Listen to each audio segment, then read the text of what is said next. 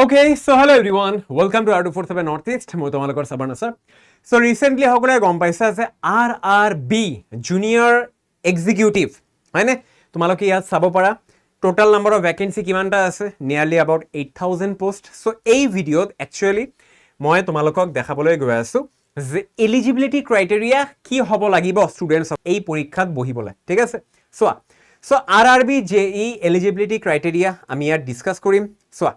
কি দিয়া আছে ওভাৰভিউ তোমালোকে ইয়াত চাব পাৰা RRB junior engineer so railway recruitment boards পোষ্টৰ নামখিনি তোমালোকে ইয়াত চাব পাৰা JE আছে জুনিয়ৰ ইঞ্জিনিয়াৰ এক্সিকিউটিভ আছে তাৰপিছত material superintendent chemical metallurgical assistant total nearly about 8000 vacancy, ঠিক আছে?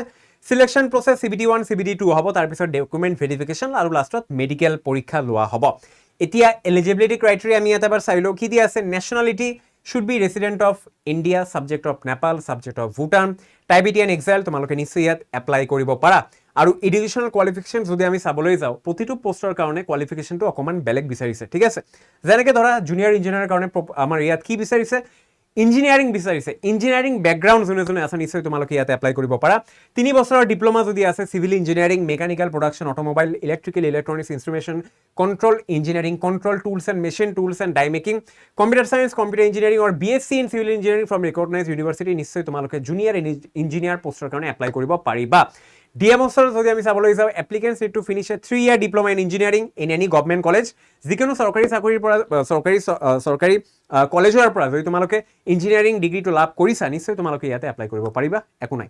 নেক্সট যদি আমি আগবাঢ়ি যাওঁ junior engineer IT information technology all candidates need to have PGDC বা BSc software engineering বা BTech data technology BTech software engineering DOC B level course of 3 years যদি তোমালোকে জুনিয়ৰ ইঞ্জিনিয়াৰিং পোষ্টৰ আইটিৰ কাৰণে যদি এপ্লাই কৰিব বিচৰা CMA bachelor certification in science with physics and chemistry with at least 55% ইম্প্ৰিণ্টছ লাগিব CMO পোষ্টৰ কাৰণে এপ্লাই কৰিব গ'লে, ঠিক আছে? আৰু এজ লিমিট তোমালোকে ইয়াতে চাব পাৰা মিনিমাম 18 ইয়াৰ্ছ মেক্সিমাম 36 বছৰলৈকে তোমালোকে ইয়াতে এপ্লাই কৰিব পাৰিবা।